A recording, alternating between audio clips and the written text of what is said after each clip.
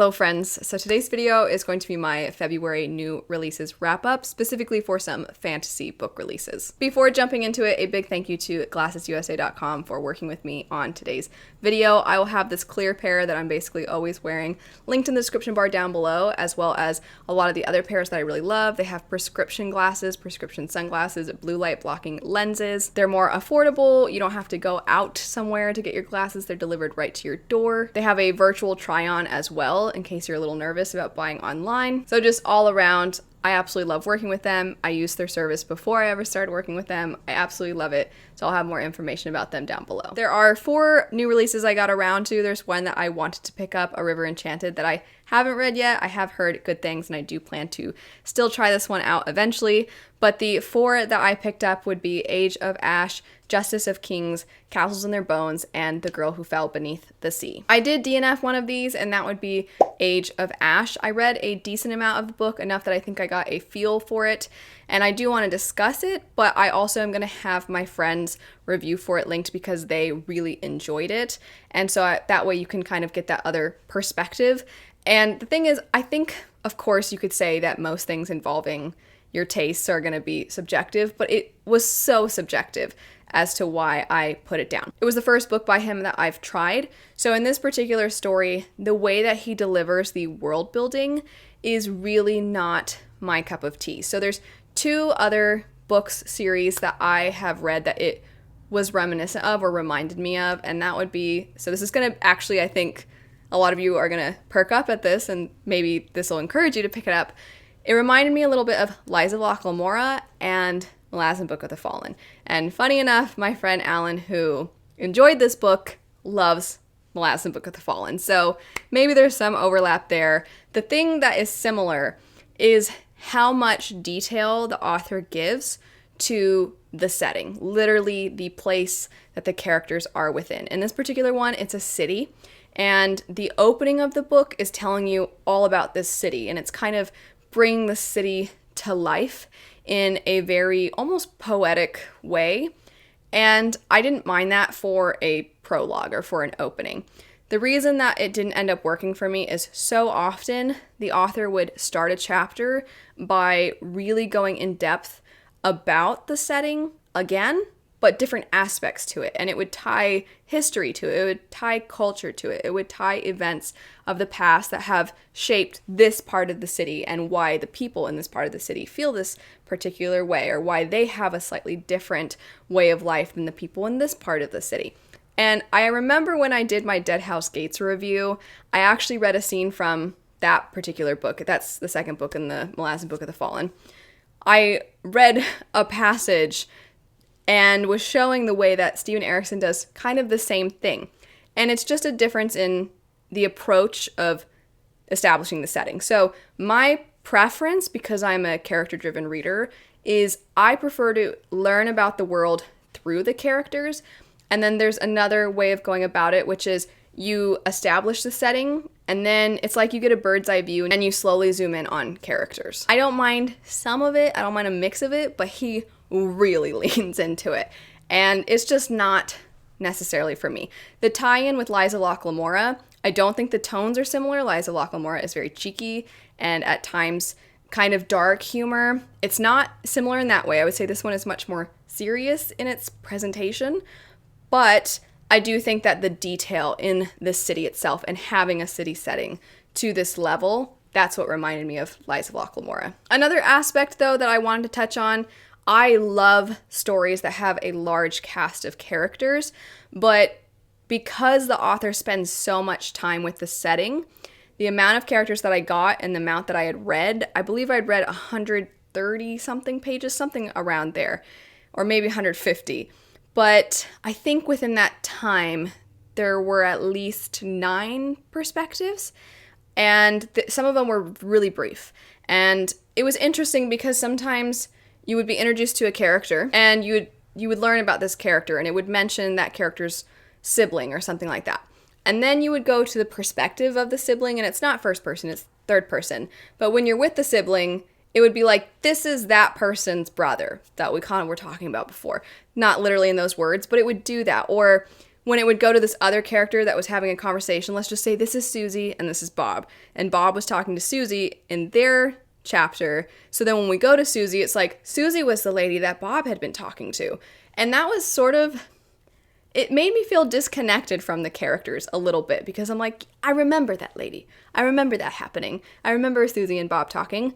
And I guess, like, thanks for the reminder, but again, it's sort of that sense of detachment a little bit from the characters, because even though it's third person, there's third person where you still feel like you're getting the story from them in a sense, or like the narrator is attached to them.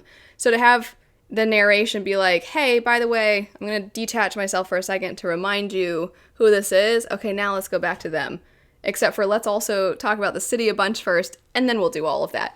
It just made me feel a little disconnected from the characters. Next up, we have The Girl Who Fell Beneath the Sea. This is a new fantasy standalone, and I know a lot of you really, really love a good fantasy standalone. It's also a retelling. We follow a character who, her brother is in love with this girl who is basically going to be sacrificed to a very angry sea god, and they are hoping that this particular girl, her sacrifice, will result in the sea god's anger being squashed, and then hopefully by the sea god's anger going away, it will result in better weather, in less catastrophes for their villages. But her brother, our main character Mina, is clearly so in love with the girl who is going to be sacrificed, and that girl is in love with him, so our main character Mina decides to go in her place. That all happens immediately. The book gets started right away. And I do definitely feel that the family bonds, even though, of course, by our character doing what she does and then ending up in this new environment, while she's not with her family, there's so much to her love for her family, even with distance. So I really liked that aspect of it. I do think there's a hint of found family in this as well. And the reason I say hint is because it's there, but the book is so short that I don't think we get a ton of time between our main character and the side characters. But the way that ancestors and family ties are within the story, in some ways it's very direct, and in other ways it's very subtle and quite beautiful. I also really enjoyed the main character herself.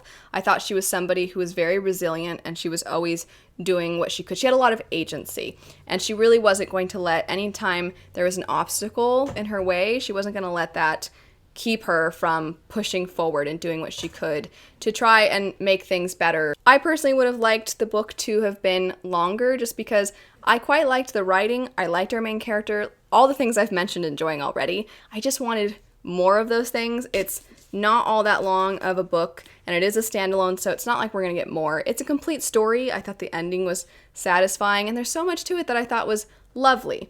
I just wish there was a little bit more. Next up, we have Castles in Their Bones. This is by Laura Sebastian, who wrote the Ash Princess trilogy. She then wrote Half Sick of Shadows, and then is returning to young adult with this one.